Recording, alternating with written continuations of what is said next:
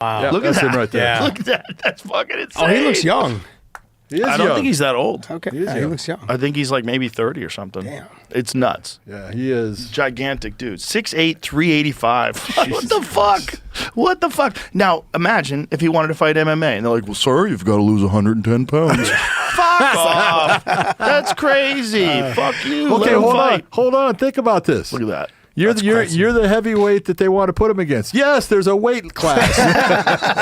No, listen, I think this should be at 225 and then should be chaos. Something bonkers. It's like Billions. some insane amount of money and nothing's been done. And there's this guy on YouTube. Do you remember the guy on YouTube, Jamie? He's on Instagram, rather. The guy was on Instagram who says in the same amount of time that it took California to not do that, this is what China's done. And it just over and over and over again, all the miles of high-speed rail they put in, all the this, all of that, all like for the same amount of money that California spent, this is what could have been done. And it's Crazy. fucking nuts. Brightline's private. Spent an order of mid-teens of billions. Mid-teens Crazy. so far on the high-speed rail, roughly around $14 to $16 billion as of the mid-2020s. Oh, the muscles are crazy. Stand up again. Yeah. Those muscles are insane. Yeah, look at these. Are those real? Well, what? Tell me the truth. They look like plastic. What are you talking about? It looks like you're wearing something. Come on. Jamie, those are the most insane legs I've ever seen in my life, right? Right? If that was a guy weighing in at a UFC fight, that would make sense. But go viral. 2 words. Gara Ruffa. where'd you get those legs? Dude, I sink them. So if I sit in the tank, I'll get legs like that? Well, are you taking malaria pills? Oh, no. You do my combo. Like, there's no way you should fight like this. Yeah, my actually my pro debut was for King of the Cage outside on the Indian reservation. What year was this? I want to say 2017 maybe. Oh, wow. 2018. So they were still doing them outside even then. Yeah. Wow. At Saboba Casino. Yeah. Yeah. Yeah, that's where we went. Yeah. See if you can find the King of the Cage footage for Wet and Wild. It was one of the craziest events I've ever seen in my life. I'm just imagine you're basically fighting on ice. You're slipping all over the place. Everybody's sliding. Boy, he's insane. Isn't that great? What a character. You That's should have him the on your best. mom's house. I fucking would love to. Have him explain what the post-fight speech was about. What was that about? Yeah. Is he also the one that had the products with the glasses? Yes. Yeah. Okay. Yeah, dude. He's invented some of the world's best products too, Yeah. Joe. I don't know if you know about that. That's fucking amazing, dude. It's amazing. What is the post-fight speech? See if you can find that. Because he said something really crazy. The way he said it was like very strange. Talking about Yeah, he was like getting interviewed, and then he's like, "Yo, man." Like literally, he's like, Yeah. I thought we weren't doing this. why they're spending so much money. This country's in debt. We got problems. Why are we having a fight? And then other people are like, fuck yeah. So, you know, I mean, there's no more American thing than having a UFC fight on the White House lawn. It's so American. It's Yeah. it's so Trump. It's so crazy. You know what I mean? A UFC fight on the White House lawn is bananas. Yeah, man. Even the fight card is amazing as well. Oh, fight card's incredible. The only thing that bothers me is that it's outside. Yeah. And that these guys they're fighting for world titles. It's insane. That lifestyle Yeah. is crazy what he's doing. Well, he does the residency thing, which Yeah. is just nuts. But at least you're doing it near your house. Yes. You know? In Vegas, yeah. Yeah, it's like for him, it's not that bad. But it is a lot. He's making money, so fuck it. I wonder if everything is cyclical. Everything, you know, I wonder if you'll see like a resurgence of certain types of acts again. I want to see ventriloquists. Where the fuck did they go? They were cool. The really funny ventriloquists? Do you remember seeing that as a kid and you're like, what is happening? And so an adult's like, he's talking through his neck. You're like, what do you mean? His balance was fucking insane. Yeah. But I think he's the only guy that didn't get taken down by Merab. When Merab and him fought 3 crazy rounds, I think Merab went for like 90 fucking takedowns or something. And I don't think he took Merab. I don't think Merab took him down. Yeah, I think Merab mostly won that fight up against the cage, hitting him with punches, working for takedowns, cage damage. Extremely underestimated Jose Aldo's takedown defense. People, Crazy. well, it's the fun. You take a look, and Aldo doesn't now. All of a sudden, it's kind of like the Anderson Silva thing. All of a sudden, it's like, you know, well, let's talk about the very best in the 145-pound. What they don't tell you is that you are going to be saddled down with insane amounts of debt, and then that debt compounds. It keeps going. So, like, I was reading this thing. Maybe you can tell me about what the actual numbers are. But they were talking about the average actual debt that you owed, but what you wind up paying, what you actually wind up paying over the 20 years that it takes you to pay it off. Yeah. It's fucking crazy. Yeah. It's substantially higher than the initial loan. Part of it is laziness too. People get on like that 20-year payment plan or 40-year payment plan because they want to spend a little bit, just a little bit less right now. Because, it makes sense. You get out of college, you want to get an apartment. That's got to be such an insane experience. To be like, what am I doing? I'm out in a cabin. I got to go outside to pee. I got to walk a quarter mile to the house. You're like completely isolated. Did you have any friends out there at all? Yeah, I had a couple friends. I made a couple friends when I was out there. And then all of a sudden, all of a sudden I was, off to the races. Mm-hmm. It was crazy. How did you adjust to that? That had to be very strange. It was, and I also felt so much pressure. Joe Green made the Hall of Fame at 275, defensive Wow. tackle, 275. Jack Lambert, 218, middle linebacker, Hall of Famer. Jack How Ham. big was Jim Brown in his prime?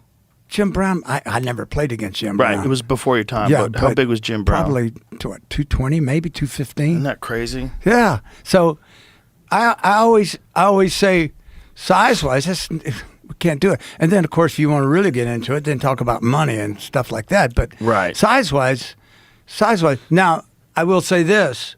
The wide receivers, the quarterbacks, and running backs could play today, and probably the tight ends. They're really smart that They way. fucked with the wrong dude. Yeah. Wow. Isn't that a crazy story? I remember that one. You told me that. I was like, that's crazy. Yeah.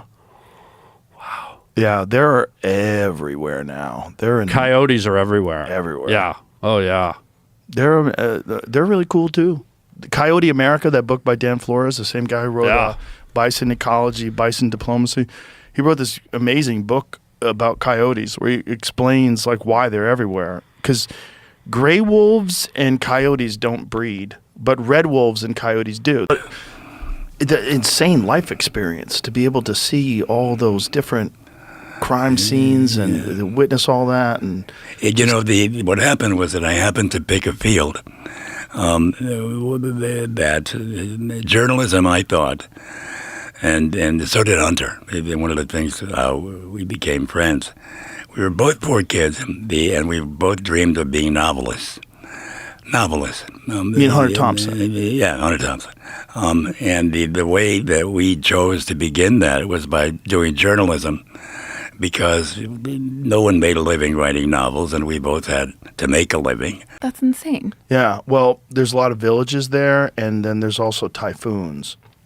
And apparently when these storms happen, sometimes people die, and they wind up in the river, and, they get washed away. And then tigers apparently developed a taste for human.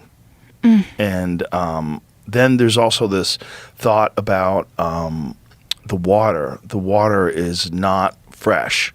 It's brackish. So the water has a high salt content in it, but they still drink it because it's the only salt water, so they're probably constantly irritated. He's banned.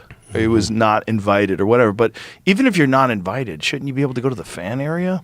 If you're the world champion? If you want to be that wild with no security, and there's video of him from the first night, from the night of the weigh-ins, where they found out that he was there. It's amazing.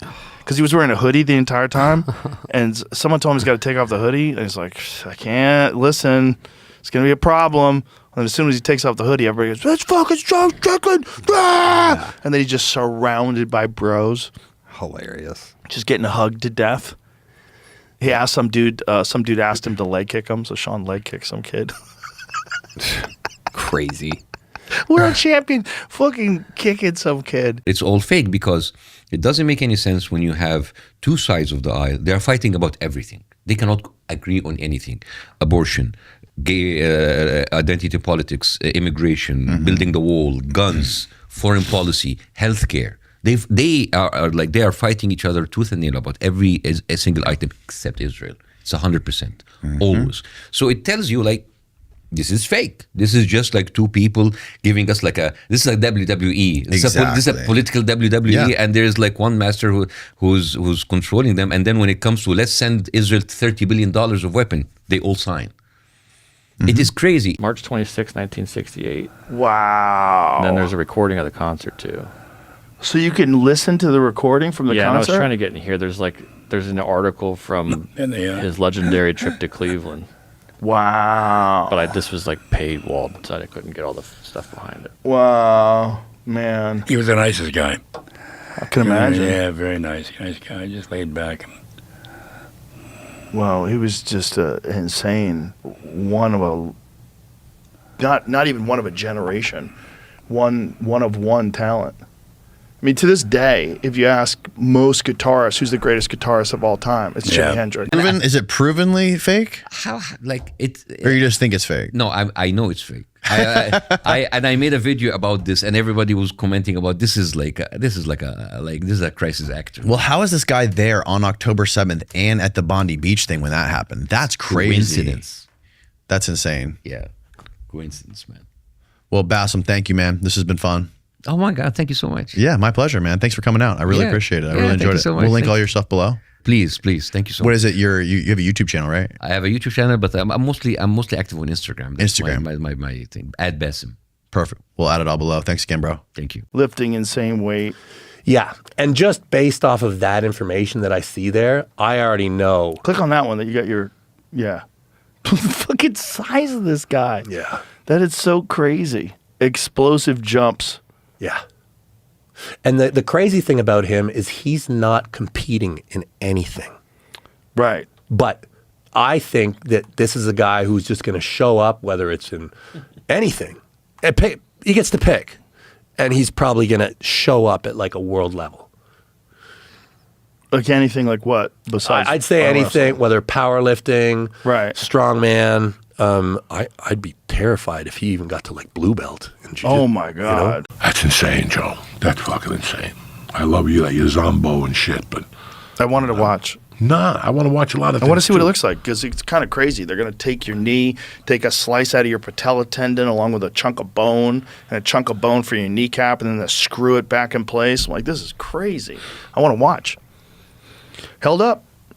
Still good. The real problem was the meniscus. So they didn't even take the meniscus out then. They just stitched it up. There was a tear in the meniscus, but it wasn't too bad, and he thought it could heal. You know, because I was in my 20s. I was like 23, I think, 22. And then over time, it just got wore out.